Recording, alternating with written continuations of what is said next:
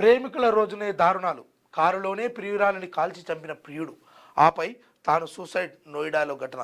ప్రియురాలి భర్తను హతమార్చిన ప్రియుడు. ఆ, ఎస్ఐఆర్ సమస్యలున్నాయంటూ పిలిచి దారుణం. పశ్చిమ బెంగాల్లో ఘటన. సూట్ కేసులో యువతి మృతదేహం. సగం కాలిన డెడ్ బాడీ. హతమార్చిన స్నేహితుడు. అనంతరం ఛాతిపై ఆమె టాటో. చూడండి,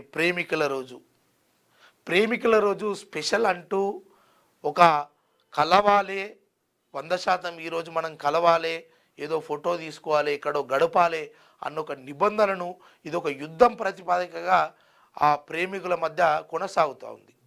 కానీ నిజమైనటువంటి ప్రేమికులు వారి వారి ఆ ప్రేయసులతోటి గడిపేది కావచ్చు, లేకపోతే పెళ్ళైన వాళ్ళు గడిపేది కావచ్చు, ఇవన్నీ నిజంగా విదేశీ కల్చర్.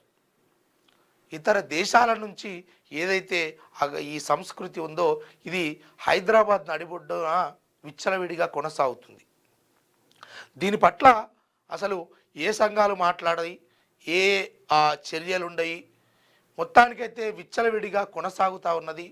ఈ విషయంలో మరి అధికారులు ఎంతవరకు స్పందిస్తారు అనే విషయము వాళ్ళకే వదిలేస్తున్నాం. ఎందుకంటే ఒకటా రెండా మూడా అనేది లెక్కలు లేకుండా అయిపోయింది. ఎందుకంటే ఈ మధ్య వచ్చినటువంటి విషయాలు కూడా అదే అంటే కోర్టులు ఇచ్చే తీర్పులు కూడా మీకు నచ్చినోటితోటి వండి అనే ఒక ఏదైతే 18 ఏళ్ళు 21 ఏళ్ళు నిండితే మీరు స్వతహాగా నిర్ణయం తీసుకోవచ్చు అని చెప్పిన కాడికించి ఇంకా యువతి యువకుల్లో ఉత్సాహం ఎక్కువ రెట్లు అయిపోయింది. అందుకోసము ఇక ప్రాణాల మీద తెచ్చుకునే కార్యక్రమం కాకుండా ఇక ఏఐ తోటి ఇంకా చిక్కొస్తుంది, జాగ్రత్త సుమా.